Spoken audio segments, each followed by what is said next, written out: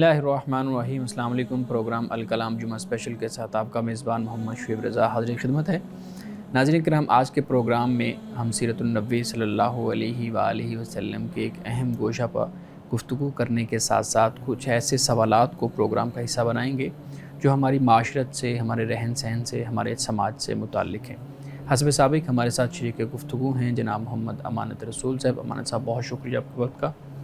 मेरी मामलत के लिए मौजूद हैं जनाब शारिक रसूल। Shariq, thank you so much. नाज़रीन किराम, आपकी स्क्रीन पे हमारा व्हाट्सएप नंबर आ रहा होगा। आप उस व्हाट्सएप नंबर पे अपने सवालात हमें भेज सकते हैं। हम इंशाल्लाह आपके सवालात को ज़रूर एड्रेस करेंगे। अमानत साहब, जुमा वाले दिन हम सीरतुन नबी सल्लल्लाहु अलैहि वसल्लम के एक गोशा पे गुफ्तगू करते हैं। हमारे नाज़रीन के लिए बताइएगा, आज आप किस गोशा पे गुफ्तगू करेंगे? बिस्मिल्लाहिर्रहमानिर्रहीम। नाज़रीन किराम, सीरत रसूल सल्लल्लाहु अलैहि वसल्लम के उन गोशों और पहलुओं पे हम बात करते हैं जिन्हें हम किसी हद तक फ़रामोश कर चुके हैं। फ़रामोश इस तरह के वो हमारी ज़िंदगी में नज़र नहीं आते कि क्या हम वाकई रसूलुल्लाह सल्लल्लाहु अलैहि वसल्लम की सीरत के इन पहलुओं से वाकिफ़ हैं या नहीं हैं। आज आपकी सीरत और सुन्नत का एक पहलू वो है खुश कलामी। हुज़ूर अलैहिस्सलातु वस्सलाम खुश कलाम थे, अच्छी गुफ्तगू फरमाया करते थे। आपकी गुफ्तगू से लोगों के दिल खुश होते थे, लोग महव होकर आपकी गुफ्तगू को समात करते थे। आप अपने कलाम में, अपनी गुफ्तगू में कभी ऐसे जुमले नहीं बोला करते थे कि जिससे तफ़ाखुर या फ़ख्र का इज़हार होता हो, जिसमें किब्र हो।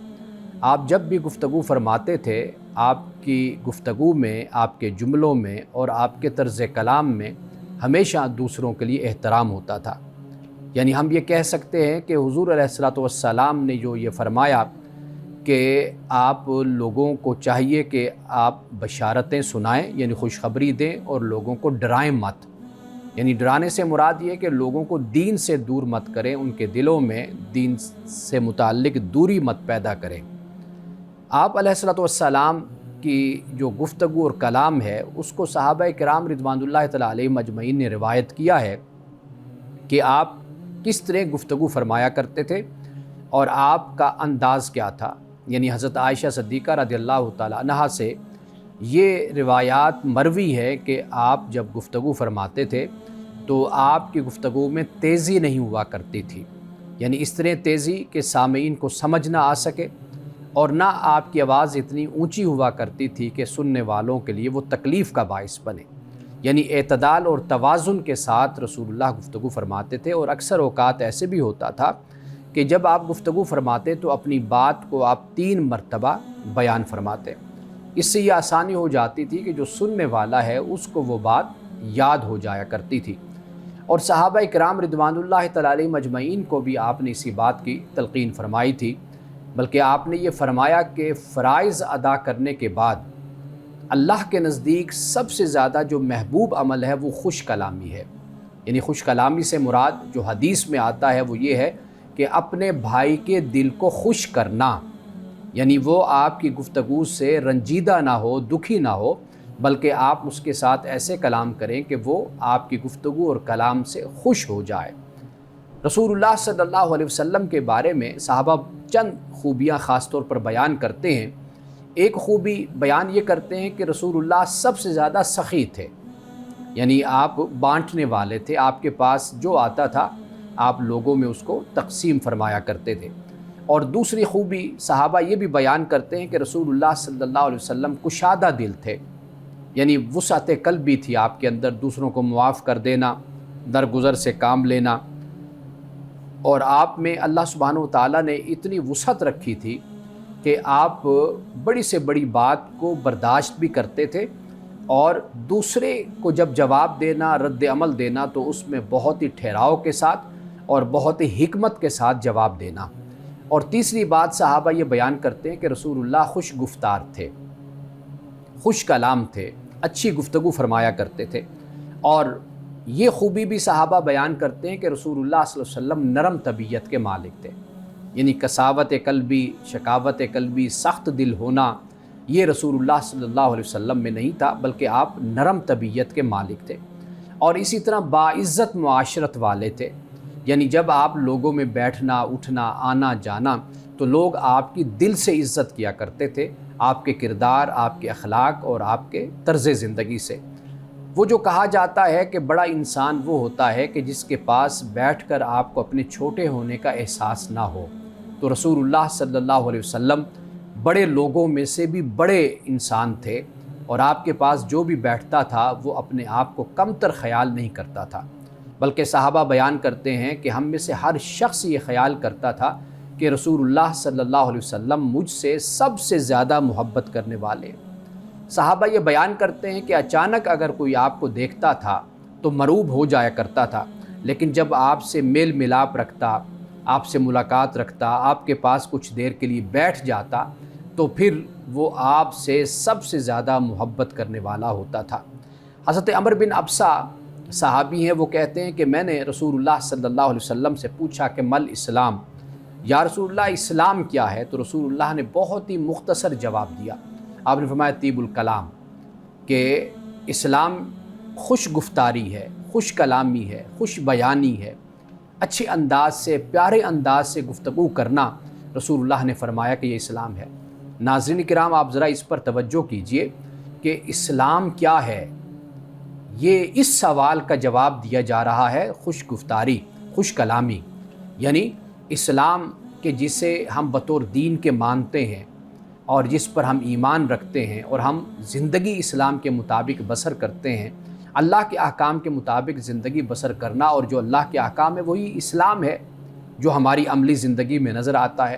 لیکن دیکھیے رسول اللہ نے کس طریقے سے اس کا خلاصہ بیان کر دیا کہ آپ نے فرمایا کہ اسلام کیا ہے؟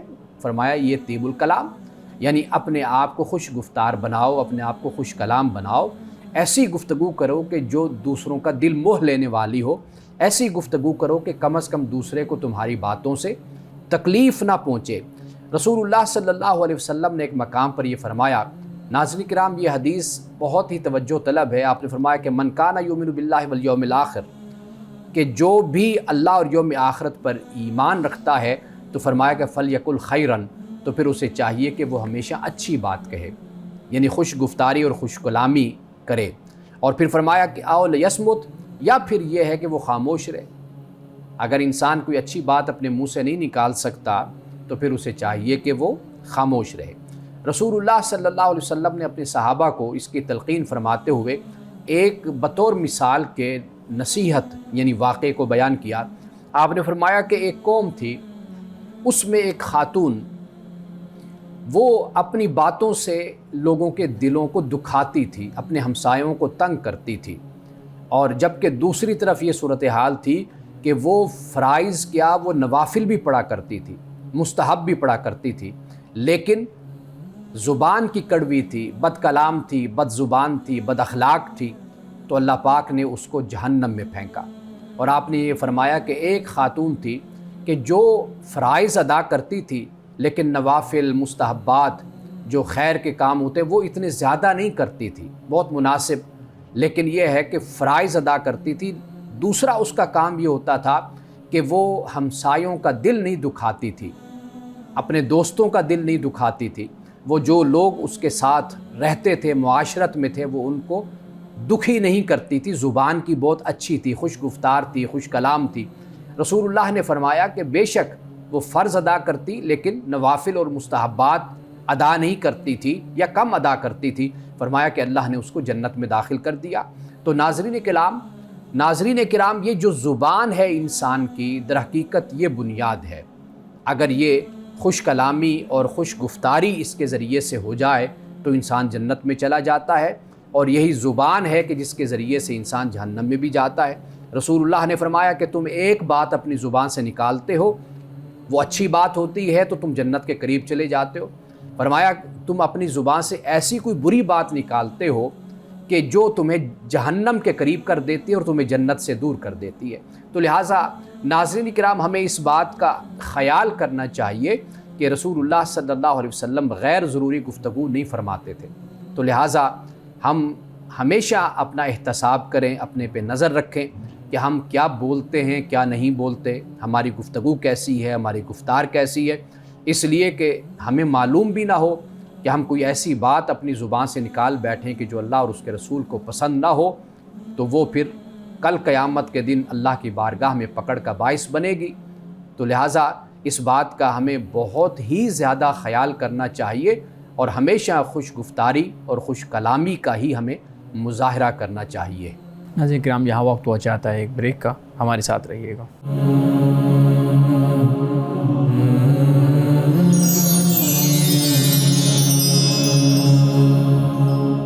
ویلکم بیک ناظرین۔ امانت صاحب، بہت شکریہ، رسول اللہ صلی اللہ علیہ وآلہ وسلم کی خوش گفتاری پہ آپ گفتگو کر رہے تھے، اور میرے خیال میں معاشرے کا بڑا المیہ یہ ہے کہ ہم نہ تو دوسرے کی بات برداشت کرتے ہیں اور نہ ہی ہم اس برداشت کرنے کے بعد اپنا جو رویہ ہے اس میں ٹھہراؤ پیدا کرتے ہیں، کوئی بہتری لاتے ہیں۔ ہمارے جو آج کے سوالات ہیں، آج کا جو موضوع ہے، وہ تقریباً اسی سے متعلق ہے۔ زبان کی وجہ سے معاملات خراب ہونا اور اس کی وجہ سے پھر مسائل بڑھتے ایسی بات جا پہنچتی ہے کہ رشتے خراب ہوتے ہیں، گھر ٹوٹتے ہیں۔ ہم نے دیکھا ہے کہ ہمارے معاشرے میں کہیں پہ بیوی اور شوہر کے معاملات خراب ہیں تو دونوں میں سے کوئی ایک دوسرے کو قتل کرنے کی سازش کر رہا ہے، اور ہم دیکھتے ہیں کہ قتل ہوتے بھی ہیں۔ اسی طریقے سے بیوی نے کسی کے ساتھ مل کے، شوہر نے کسی کے ساتھ مل کے یہ کام کر دیا ہے۔ جو ساس ہیں یا جو نندیں ہیں، یہ جو ہمارے رشتے ہیں آپس میں، بہت زیادہ معاملات اس طرح کے خراب ہو رہے ہیں۔ اور ریسنٹلی ہم نے دیکھا، پچھلے ہفتے بھی اس طرح کا ایک بہت ہی ہولناک واقعہ اس طرح کا ہمارے سامنے آیا کہ انسان کی روح کانپ جاتی ہے اس کو سنتے ہوئے۔ من صاحب، اس موضوع پہ آج گفتگو کریں گے۔ پہلا سوال میں آپ کے سامنے رکھتا ہوں، جب ہم اپنے معاشرے کو دیکھتے ہیں، اپنے فیملی سسٹم کو دیکھتے ہیں، تو ایسی چیزیں ہمارے فیملی سسٹم میں نہیں تھیں بالکل۔ اکٹھا رہنا تھا، مل جل کے رہنا تھا، ایک دوسرے کی عزت، ایک دوسرے کا احترام کرنا تھا۔ کہاں سے یہ جو زہر ہے یہ ہمارے فیملی سسٹم میں داخل ہوا اور اس کی وجہ سے معاملات خراب ہونا شروع ہوئے؟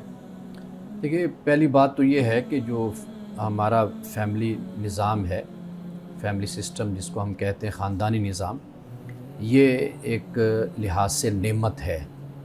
یعنی اگر ہم اس کو سمجھیں تو جہاں پر یہ نظام نہیں ہے یا یہ سسٹم نہیں ہوتا، وہاں پر بہت سے بگاڑ جنم لیتے ہیں اور انسان ایسے رہتا ہے کہ جیسے ایک حیوان یا ایک جانور کی سی زندگی ہوتی ہے۔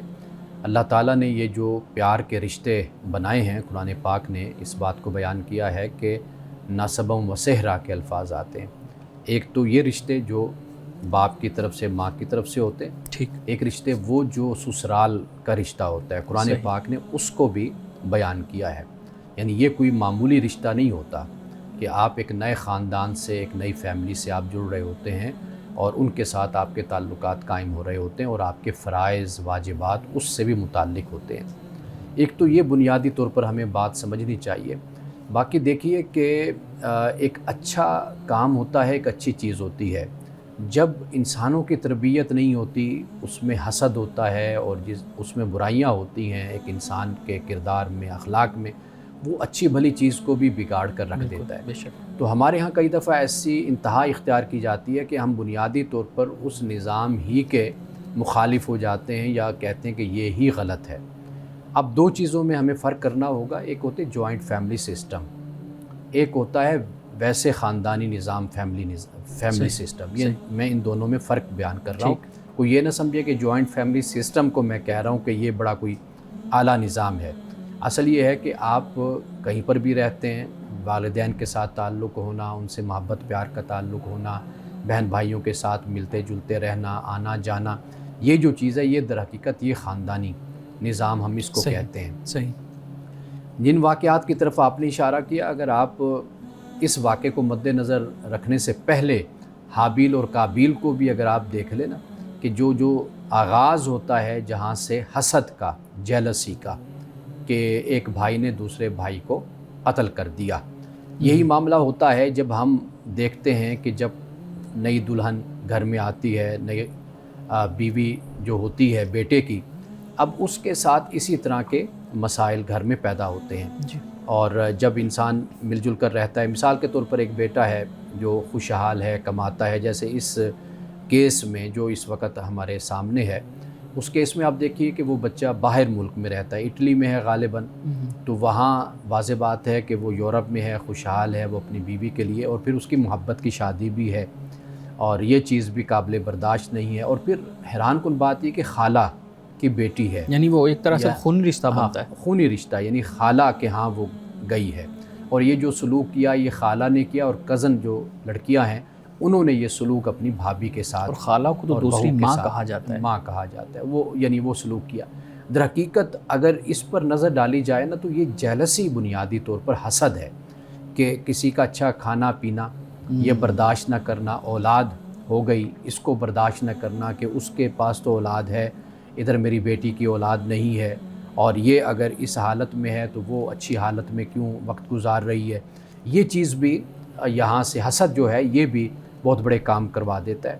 اور پھر جو آخری بات ہے وہ یہ ہے کہ جو ساس اور بہو کا ایک ہمیں کلیش نظر آتا ہے یا ایک ٹکراؤ نظر آتا ہے، اس کے بھی یہ باقاعدہ طور پر آپ یوں کہہ لیجئے کہ یہ ایک تحقیقی مضمون ہے، موضوع ہے کہ اس کو فوکس کیا جانا چاہیے، اور معاشرے میں بجائے اس کے کہ ہم اپنے رشتوں کو ختم کریں، توڑیں، ہمیں چاہیے کہ ہم ان کیسز کو ایک کیس سٹڈی کے طور پر ہم لیں، اور باقاعدہ طور پر ان پر تحقیق اور ریسرچ ہو، تاکہ ایسے واقعات اور ایسے جو سانحات ہیں، حادثات ہیں، ان پر پھر قابو پایا جا سکے. اس حوالے سے ایک سوال جی کرنا جی چاہوں گا پلیز. کہ جدید دور میں ہم دیکھتے ہیں کہ جب ریاستوں کا ریاستیں وجود میں آئی ہیں تو اس سے خاندانی نظام کو کافی چیلنجز پیش آئے ہیں. جو خاندانی نظام ہے وہ کافی کمزور ہوا ہے کیونکہ ریاست نے کئی ذمہ داریاں لے لیں. مثال کے طور پر حفاظت ہے، معاش کی ذمہ داریاں ہیں، ریاست نے کہا ہم آپ کو پرووائڈ کریں گے. تو وہاں خاندانی نظام کا جو رول ہے وہ کافی کم ہوا ہے. تو جدید دور میں جو خاندانی نظام کو چیلنجز درپیش ہیں ان سے کیسے نمٹا جا سکتا ہے اور کیا نمٹا جانا چاہیے؟ دیکھیے، بالکل جو جدید دور میں ریاست کی طرف آپ نے اشارہ کیا، ریاست چونکہ جان کی حفاظت کی ذمہ لیتی ہے، روزگار آپ کو دیتی ہے، اس کے علاوہ علاج معالجے کا معاملہ ہوتا ہے، اور دیگر تعلیم ہے، یعنی جو یہ ریاست ان کی ذمہ لیتی ہے کہ بھئی ہم اپنے شہریوں کو یہ مہیا کریں گے. یہ بالکل ایک علیحدہ موضوع ہو جاتا ہے. اصل جو چیز ہے وہ یہ ہے کہ انسان کا جو معاشرہ ہے یہ اہمیت رکھتا ہے، یعنی خاندان اہمیت رکھتا ہے کہ جس میں انسان کو ان اقدار اور ویلیوز سے جڑ کر رہنا پڑتا ہے کہ جس کی وجہ سے ایک اپنے گھر اور خاندان اور ایک نظام اور ایک فیملی کو وہ قائم رکھ سکتا ہے.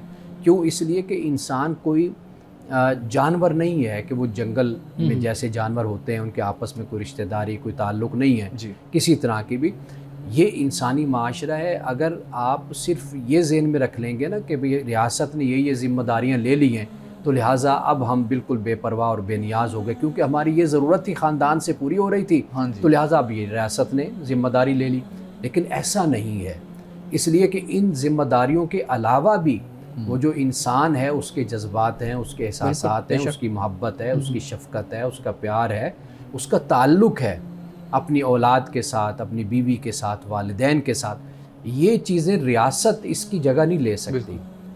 انسان ظاہری طور پر چیزوں کو دیکھتا ہے جس کی بنیاد پر وہ بھٹک جاتا ہے، اور پھر وقت گزرنے کے ساتھ ساتھ اس کو پھر ان باتوں کا احساس ضرور ہوتا ہے کہ ریاست نے جو ذمہ داری لی تھی وہ مادی میری ضرورتیں تھیں کہ جن کو ریاست نے پورا کر دیا. لیکن یہ جو رشتے اور تعلق ہیں یہ بالکل ریاست سے ہٹ کر ہیں کہ جو خدا نے اس طرح پیدا کیے ہیں کہ جو احترام سے چلتے ہیں، جو محبت سے چلتے ہیں اور باہمی تعلق کے ساتھ چلتے ہیں. اور میرے خیال میں یہاں پہ ایک چیز ایڈ کروں گا، جہاں ریاست کی بات آ جاتی ہے تو وہ ایک معاشی طور پہ چیزوں کو اپنی ذمہ داری میں سمجھتی ہے، لیکن ہم دیکھتے ہیں کہ جو خاندان معاشی آسودگی کے حامل ہوتے ہیں، معاشی طور پہ وہ آسودہ ہوتے ہیں، وہاں پہ بھی ہمیں اس طرح کے مسائل دیکھنے کو ملتے ہیں. اور جو خاندان الگ رہتے ہیں یعنی میاں بیوی الگ رہتے ہیں ان کے بھی آپس میں مسائل اس طرح کے ہمیں نظر آتے ہیں. تو اس پہ بھی بات کیجیے گا. دیکھیے، دو ہمیں ذرا مختلف قائم کرنی ہوگی رائے دو باتوں کو. ایک ہے کہ وہ کہتے ہیں کہ برتن آپس میں کھڑکتے تو ہیں، ٹکراتے ہیں، شور ہوتا ہے، لیکن اتنے نہیں کھڑکنے چاہیے کہ ٹوٹ جائیں یا خراب ہو جائیں. یہ دو چیزوں میں فرق ہے.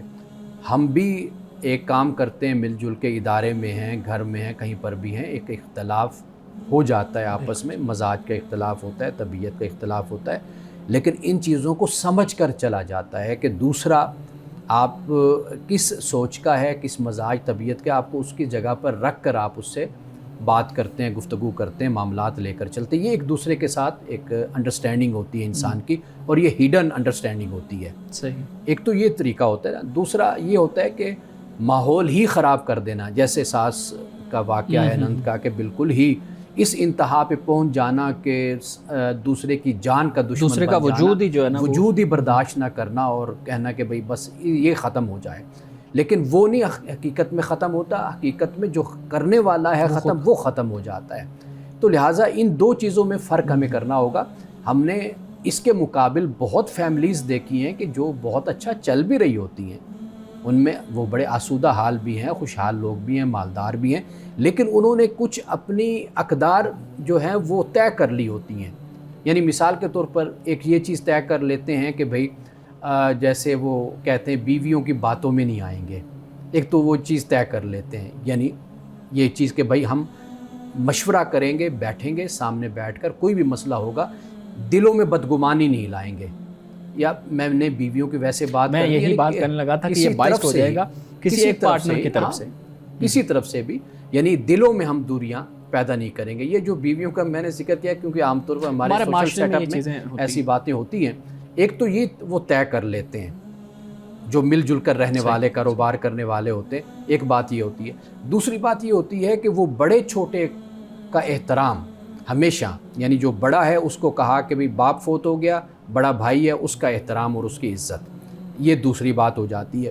تیسری بات ان کی یہ ہوتی ہے کہ وہ باہر کے معاملات کو گھر میں نہیں لاتے. جو کاروباری معاملات ہیں، سیاسی معاملات ہیں، سماجی جو بھی ہیں، وہ گھر سے باہر ڈسکس کریں گے، گھر میں وہ باتیں بیان نہیں کریں گے. کچھ ایسے اصول اور ضابطے ہوتے ہیں کہ جو طے کر لیے جاتے ہیں یا وقت کے ساتھ ساتھ طے ہو جاتے ہیں. تو ایسا بھی نہیں ہے کہ ہم کہیں کہ جی مثالیں نہیں موجود. بہت سی مثالیں، میں خود یعنی میرا تجربہ ہے، مشاہدہ ہے، میں ملتا ہوں ایسے خاندانوں کو کہ جن کا آپس میں بہت پیار محبت اور بہت اچھے طریقے سے، اور سال ہر سال سے میں ان کو دیکھ رہا ہوں. ناظرین کرام، یہاں وقت ہوا چاہتا ہے ایک بریک کا، ہمارے ساتھ رہیے گا.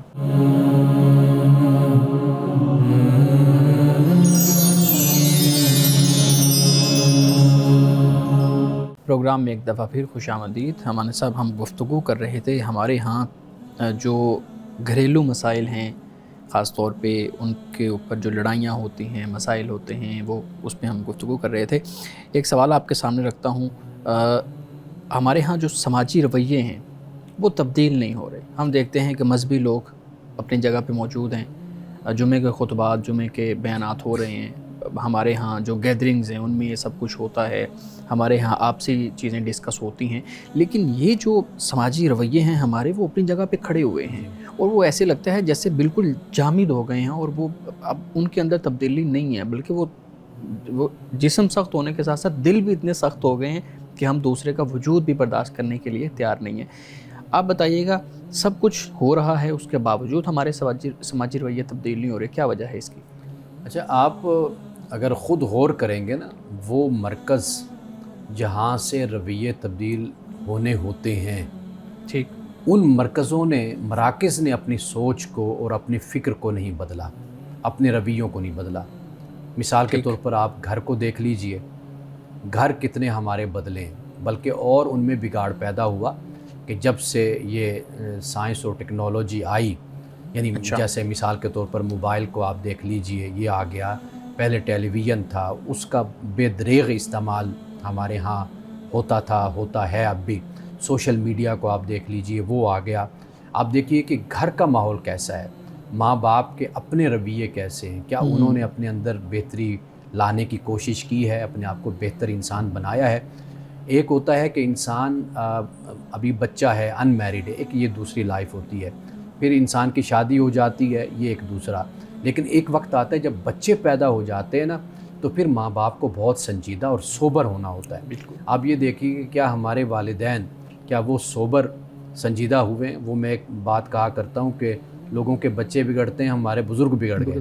بالکل. تو یہ جو صورتحال ہمارے گھروں میں نظر آتی ہے، آپ دیکھ لیجیے، دین سے کوئی تعلق نہیں ہے. ایک وقت تھا نماز صبح کے لیے اٹھتے تھے، نماز پڑھتے تھے، قرآن کی تلاوت ہوتی تھی. گھر میں پابندی ہوتی تھی کہ بھئی ناشتہ نہیں ملے گا جو نماز نہیں پڑھے گا، یا آدھا پارا نہیں پڑے گا، پاؤ نہیں پاک پڑے گا، پارا تلاوت کر کے نہیں آئے گا، اس کو ناشتہ نہیں ملے گا. اب دیکھ لیجئے، اب مائیں خود سوئی رہتی ہیں، نماز کا کوئی ہوش نہیں ہے. یہ جو ہماری زندگی میں ترجیحات بدل گئی نا، لائف سٹائل بدل گیا. آپ یہ دیکھ اب آپ مساجد میں چلے جائیے، آپ دیکھ لیجئے وہاں پر موضوعات کیا ہیں.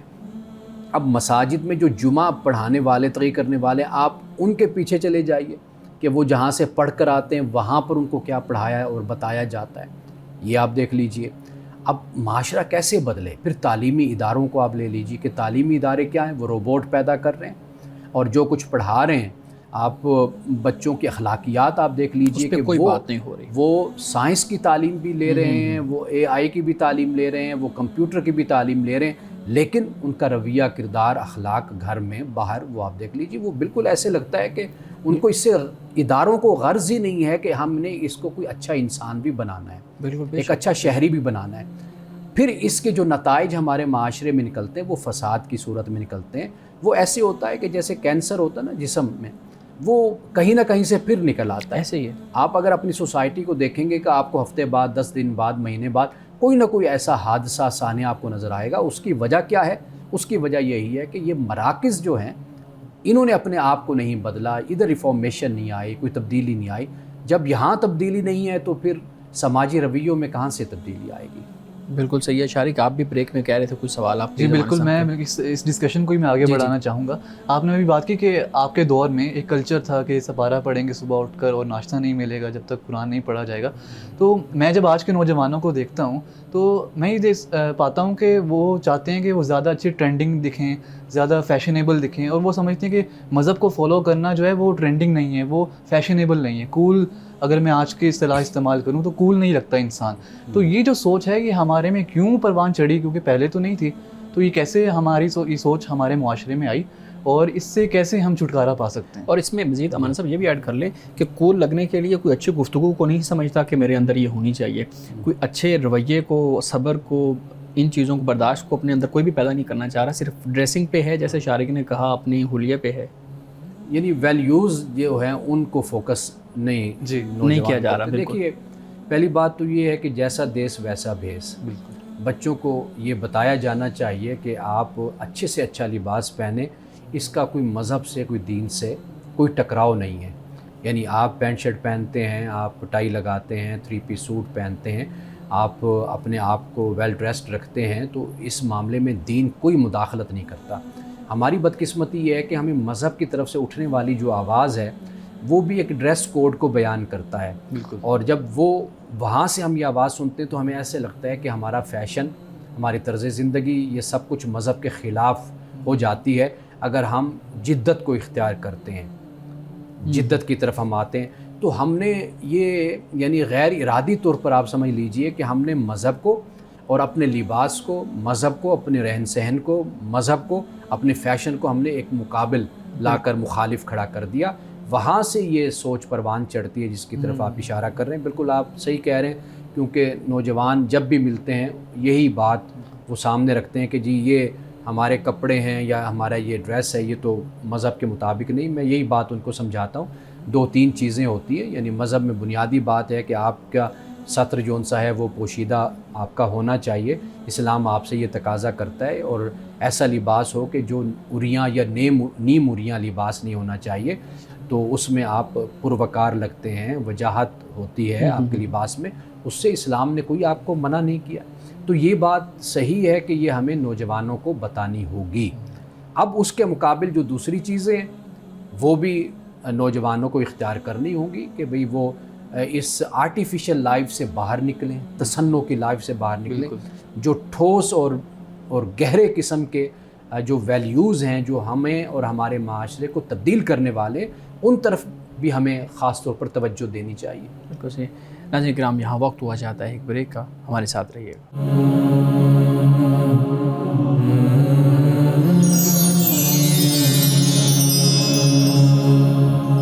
پروگرام میں ایک دفعہ پھر خوش آمدید. ہمارے صاحب ہم گفتگو کر رہے تھے ہمارے ہاں جو مسائل ہیں، خاندانی مسائل، ان پہ آپ کی رائے جاننے کی کوشش کر رہے تھے. ہمارے ہاں جو ڈرامے ہیں، فلمیں ہیں، ویڈیوز ہیں، اس طرح سے مختلف سوشل میڈیا کے پلیٹ فارم پہ ہمیں دیکھنے کو ملتی ہیں، ان میں ایک ساس بہو کا کریکٹر دکھایا جاتا ہے، ٹھیک ہے، پھر ایک میں اگر برا نہ لگے تو آشنا کا بھی ایک وہ دکھایا جاتا ہے کریکٹر، مختلف کریکٹر دکھائے جاتے ہیں، اور پھر ان کو دکھانے کے بعد ہماری نوجوان نسل کو یہ لگتا ہے کہ یہ حقیقت ہے اور یہ ڈرامہ ہمیں ہمارے معاشرے کی حقیقت دکھا رہا ہے۔ اچھا، ایک تو یہ تصور وہاں پہ سوچا جاتا ہے۔ آپ بتائیے گا کہ اس طرح کے جو ڈرامے ہیں، اس طرح کی جو موویز ہیں، اس طرح کی ویڈیوز ہیں، وہ ہمارے نوجوان نسل کی جو ان کا مائنڈ ہے اس کو کیسے بناتے ہیں، اور کیا آج کے بچے جب ان کو دیکھتے ہیں تو ان پہ بھی اس کا کوئی اثر ہوتا ہے؟ اچھا، آپ اس کو اس طرح دیکھیں نا کہ آپ کو کیمرہ وہ دکھاتا ہے جو معاشرے میں ہو رہا ہوتا ہے۔ اچھا، یعنی کوئی ڈرامہ بنایا جاتا ہے، کوئی فلم بنائی جاتی ہے، آپ کے معاشرے میں جو کردار موجود ہوتے ہیں وہ انہی کرداروں کو ہی بیان کرتے ہیں، لیکن اوپینین تو وہ خود بناتے ہیں۔ یعنی مثال کے طور پر آپ دیکھیے کہ جو واقعہ ہم نے آج ڈسکس کیا ہے، جو ڈسکا میں ہوا، سیالکوٹ میں ہوا، جی سیالکوٹ میں ہوا، آپ دیکھ لیجئے اگر اسی واقعے کو سامنے رکھ کر کوئی ڈرامہ بنائے گا تو اب اس پر ہم کیا اعتراض ہم اس پر کریں گے؟ واضح بات ہے کہ اس نے ہمارے معاشرے کی ہی عکاسی کی ہے، اور صرف یہ ایک واقعہ نہیں ہے، ایسے بہت سے واقعات کسی نہ کسی شکل میں ہمارے سامنے آتے رہتے ہیں۔ تو ڈرامہ جو ہوتا ہے اس کا اصل کام ہی یہی ہوتا ہے۔ آپ دیکھیے، ہم جب جمعے کی تقریر کریں گے، ہم اس کو بہت اچھا خطیب سمجھتے ہیں کہ جو معاشرے میں ہونے والے واقعات کو ڈسکس کرے، جیسے ابھی ہم اسی بات کا شکوہ بھی کر رہے ہیں کہ جو ہمارے جمعے کا خطبہ دینے والے ہیں وہ لوگوں کے سماجی مسائل کو، معاشرتی مسائل کو، اخلاقی مسائل کو ڈسکس نہیں کرتے، لوگوں کے خاندانی مسائل کو ڈسکس نہیں کرتے، یہ ہم شکوہ کرتے ہیں۔ تو ڈرامہ در حقیقت یہ بھی ایک واعظ اور نصیحت کا ذریعہ ہوتا ہے کہ لوگوں کو یہ دکھایا جاتا ہے کہ ہمارے معاشرے میں ایسا ہو رہا ہے، اور یہ اس لیے نہیں دکھایا جاتا کہ ایسا ہو رہا ہے تو ایسا ہی ہونا چاہیے، وہ اس لیے دکھایا جاتا ہے کہ ایسا نہیں ہونا چاہیے، اور اس کا جو انجام ہوتا ہے، جو اس کا نتیجہ ہوتا ہے، وہ عبرتناک نکلتا ہے۔ لوگ جیل میں چلے جاتے ہیں، لوگوں کو پھانسی دے دی جاتی ہے، عمر قید کر دیا جاتا ہے، یہ سب کچھ ڈرامے میں دکھایا بھی جاتا ہے۔ اب یہ دیکھنے والے کا معاملہ ہے کہ وہ اس سے کیا اخذ کرتا ہے۔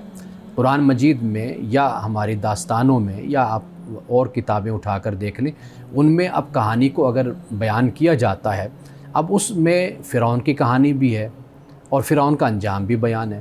اب کوئی فرعون بننا شروع کر دے تو اب یہ تو اس شخص پہ ڈیپینڈ کرتا ہے نا، ورنہ تو انجام بھی بتا دیا گیا کہ بھئی یہ دریائے نیل میں غرق ہو گیا تھا اپنی فوج کے سمیت۔ اسی طریقے سے مختلف کردار بیان کیے جاتے ہیں۔ اب یہ آپ پہ، مجھ پہ، دیکھنے والوں پر اس کا انحصار ہوتا ہے کہ وہ آگے کس طریقے سے اس بات کو لیتے ہیں اور کس طرح اپنی زندگیوں میں اس کو نافذ کرتے ہیں۔ ہاں، آپ یہ کہہ سکتے ہیں کہ ایسے ڈرامے اور ایسی چیزیں بہتر طریقے سے اور احتیاط سے بنائی جانی چاہیے کہ یہ چیزیں گلیمرائز نہ کی جائیں، کہ وہ شخص کے جو اگر برا ہے تو وہ بڑا پھلتا پھولتا اور اس کے مختلف پہلو ہم دکھاتے ہیں، یہ چیز نہیں ہونی چاہیے۔ لیکن بہرحال یہ ہے کہ یہ بہت بڑا میڈیم ہے، یہ ڈرامہ اور یہ فلم، اور دنیا اس کے ذریعے سے اصلاح معاشرہ کا کام کرتی ہے۔ جی بالکل ٹھیک ہے۔ جی شارق، آپ سوال رکھیں۔ جی، میں یہ جاننا چاہتا ہوں کہ ہم دیکھتے ہیں کہ جو بہن بھائی ہیں وہ بچپن میں تو ان میں کافی اتفاق ہوتا ہے، لیکن جب وہ بڑے ہوتے ہیں تو ان میں کافی مسائل کے حوالے سے اختلاف جو ہوتا ہے وہ بڑھ جاتا ہے، اور بلکہ آج کل کافی سوشل میڈیا پر یہ بات ہوتی ہے کہ جو نوجوان ہیں وہ مذاقیہ طور پر کہتے ہیں کہ ہم نے تو خود اپنے ماں باپ کو دیکھا کہ ان کی بہن بھائیوں کے ساتھ نہیں بنتی، اور ایک یعنی کتنی بڑی فیلسی ہے کہ ہم مانتے ہیں بہن بھائیوں میں لائلٹی اور ان کے اچھا رشتہ ان میں ہونا۔ تو اس بارے میں آپ کیا کہیں؟ اچھا، یہ مسئلہ ہوتا ہے، لیکن اگر ہم اس کو لاجیکلی اور ہم اس کو سنجیدہ طریقے سے اگر ہم اس کا جائزہ لیں تو بہت حوالوں سے آپ کہیں گے کہ اس طرح جو جدائی ہوتی ہے یہ اس کی حقیقت بھی ہے، یعنی ہم اس کو منطقی طریقے سے ہم اس کو سمجھ بھی سکتے ہیں۔ جی، یعنی مثال کے طور پر جب انسان کی شادی نہیں ہوتی تو مل جل کر رہتا ہے، ماں باپ کی سرپرستی میں ہوتا ہے۔ جیسے انسان کی شادی ہوئی، اب چونکہ ایک علیحدہ خاندان اس کا وجود میں آ جاتا ہے، وہ ایک خاندان کا سربراہ ہوتا ہے، اب اس کی ترجیحات بالکل مختلف ہو جاتی ہیں۔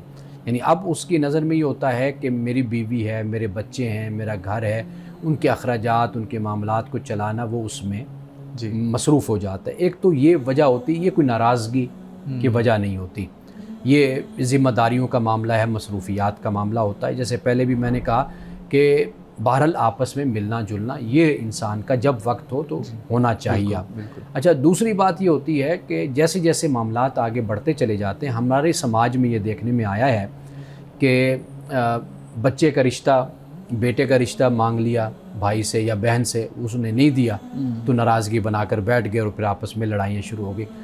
اس کے لیے پھر سوسائٹی کو ایجوکیٹ کرنے کی ضرورت ہوتی ہے کہ بھائی اگر کسی نے نہیں دیا رشتہ یا نہیں لیا تو یہ کوئی ایسی بات نہیں کہ جس کو آپ مائنڈ کر کے بیٹھ جائیں اور اپنا تعلق رشتہ داری آپ ختم کر دیں. ایک تو یہ بات ہے. تیسری بات یہ ہوتی ہے کہ کبھی بھائی ہیں یا بہنیں ہیں, ان کا مزاج ایسا کوئی مختلف ہوتا ہے کہ جس میں حسد آ جاتا ہے, جس میں بد زبانی آ جاتی ہے, بد کلامی آ جاتی ہے, غصہ آ جاتا ہے, دوسرے کی رسپیکٹ نہیں ہوتی, اس سے بھی یہ مسائل پھر جنم لیتے ہیں. یعنی مثلاً اگر بڑا بھائی ہے تو وہ چھوٹوں کے ساتھ شفقت سے پیش نہیں آنا, ہمیشہ لالچ اور حرص اور طمع کا رویہ رکھنا ہے, اور دوسروں سے ہی توقع رکھنی ہے کہ یہی سب کچھ کریں, خود کچھ آگے بڑھ کر بڑے بھائی ہونے کے ناطے نہ کرنا. ایسی بہت سی پھر جو اخلاقی خرابیاں ہوتی ہیں اس سے پھر اس طرح کے مسائل جنم لیتے ہیں. تو لہٰذا وہ بچپن کی زندگی ایک علیحدہ ہوتی ہے, لیکن جب انسان اپنے خاندان کا سربراہ بنتا ہے, اپنے معاملات کو لے کر چلتا ہے, پھر وہ اپنے نفع نقصان کو, اپنے گھر کو اور معاملات کو دیکھتا ہے کہ کون سا شخص میرے گھر میں اگر آئے, ملے جلے تو مسائل پیدا نہیں ہوتے, کون سا شخص آتا ہے تو جب بھی آتا ہے تو گھر کا امن سکون برباد اور تہس نہس کر کے چلا جاتا ہے. تو میرا خیال ہے کہ یہ چیزیں بھی گھروں میں ہوتی ہیں, خاندانوں میں ہوتی ہیں, اور ان سے واقعی مسائل پیدا ہوتے ہیں. جی ہمارے صاحب, ہمارے ناظرین کے جو سوالات ہیں ان کو بھی ہم لیتے ہیں. تو میں ایک سوال آپ کے سامنے رکھتا ہوں, پوچھتے ہیں جی جناب عیسیٰ علیہ السلام کو قرآن میں اللہ رب العزت نے روح اللہ یعنی اللہ کی روح کہا ہے, تو اللہ کی روح ہے جس سے اللہ کا وجود لگتا ہے, اور جب روح نکل جائے تو اسی کو اس کا نام دینا کیسا ہے؟ کہتے ہیں جی عیسائی ٹھیک کہتے ہیں کیا کہ حضرت عیسیٰ علیہ السلام اللہ کی روح یا بیٹا ہیں, کیونکہ انجیل کے اندر یہی لکھا ہوا ہے کہ اب میں اپنے باپ کے پاس جاتا ہوں پھر آؤں گا. تو کیا یہ عیسائی جو مسیح ہیں ان کی بات درست ہے یہ والی؟ اچھا, حضرت مسیح علیہ السلام کو روح اللہ بھی قرآن مجید نے کہا ہے, صرف یہ نہیں ہے کہ انجیل میں ہے, اور کلمت اللہ بھی کہا ہے. کلمت اللہ اس لیے کہا کہ اللہ تعالیٰ کے حکم سے وہ کلمہ کن سے وہ پیدا ہوئے ہیں, اور کلمہ اس لیے بھی یہ تشریفی کلمہ ہم اس کو کہتے ہیں, یعنی حضرت مسیح علیہ السلام کی عزت اور احترام کو اور آپ کے مقام کو بیان کیا گیا. اللہ نے اپنی طرف آپ کی نسبت کی, آپ کو اپنا کلمہ کہا. دوسری بات یہ ہے کہ جو روح اللہ ہے قرآن مجید میں حضرت مسیح علیہ السلام کو بھی روح اللہ کہا گیا. روح اللہ کیوں کہا گیا؟ علامہ زمخشری نے ایک مقام پر اس بات کو لکھا ہے کہ علامہ زمخشری نے نہیں, علامہ راغب اصفہانی نے اپنے مفردات امام راغب میں, جہاں پہ انہوں نے روح کے لفظ کو ڈسکس کیا ہے کہ روح قرآن مجید میں جبریل علیہ السلام کے لیے بھی استعمال ہوا. روح کا لفظ جو ہے یہ اللہ تعالیٰ نے قرآن مجید میں روح کے لیے بھی استعمال کیا اور وحی کے لیے بھی استعمال کیا. اسی طرح حضرت مسیح علیہ السلام, حضرت مسیح علیہ السلام کے لیے کیوں استعمال کیا؟ اس لیے کہ وہ اللہ کے حکم سے مردوں کو زندہ کیا کرتے تھے, اس وجہ سے آپ کو روح اللہ آپ کو کہا گیا. اچھا, اب اس سے آگے جو بات کہی گئی, دیکھیے مسیحیوں کو یہ مغالطہ لگا, غلطی لگی کہ جو لفظ باپ ہے یا اب ہے, یہ جو عبد ہے, یہ انہوں نے اس کو اس معنی میں سمجھ لیا ابن کا لفظ وہ بیٹے کے معنی میں سمجھ لیا, جبکہ ابن کا لفظ بیٹے کے لیے نہیں بلکہ جو مقرب ہوتا ہے, جو نیک ہوتا ہے, اللہ کا بندہ ہوتا ہے, اس کے لیے بھی ابن کا لفظ استعمال ہوتا ہے.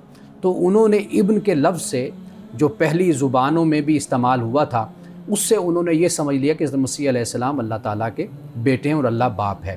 تو ایک تو یہ غلطی جو ہے یہ واضح ہونی چاہیے.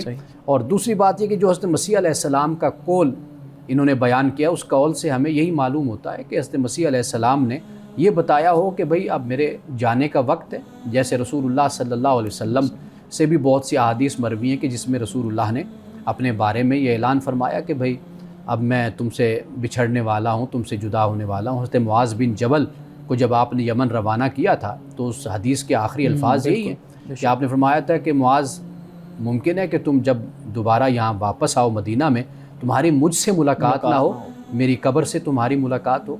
تو یہ آپ نے فرمایا، تو گویا کہ پیغمبر کو یہ پتہ چل جاتا ہے کہ جب میں نے اپنا کام پورا کر دیا ہے، اب اس کے بعد میرے دنیا میں رہنے کی کوئی ایسی وجہ نہیں ہے، اب اس کے بعد اللہ سے ہی ملاقات ہے۔ صحیح۔ اور صاحب آج کی حدیث مبارکہ کا بیان کیجیے گا۔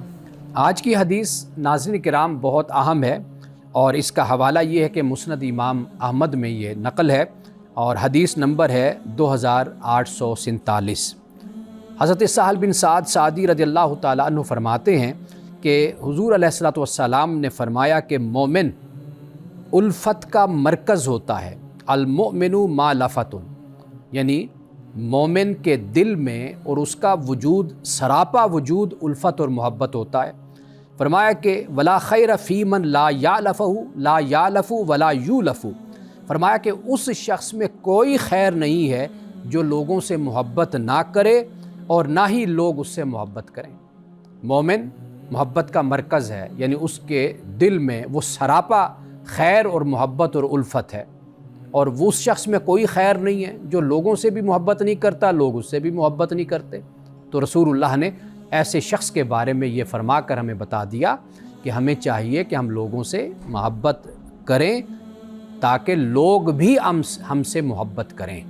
ناظرین کرام، اس دعا کے ساتھ اپنے پروگرام کا اختتام کریں گے۔ اللہ رب العزت حسن کلام اور تاثیر کلام عطا فرمائے، ہماری زبان کی گروں کو کھول دے اور سننے والوں تک خیر کا پیغام پہنچے۔ اجازت دیجیے، خدا حافظ۔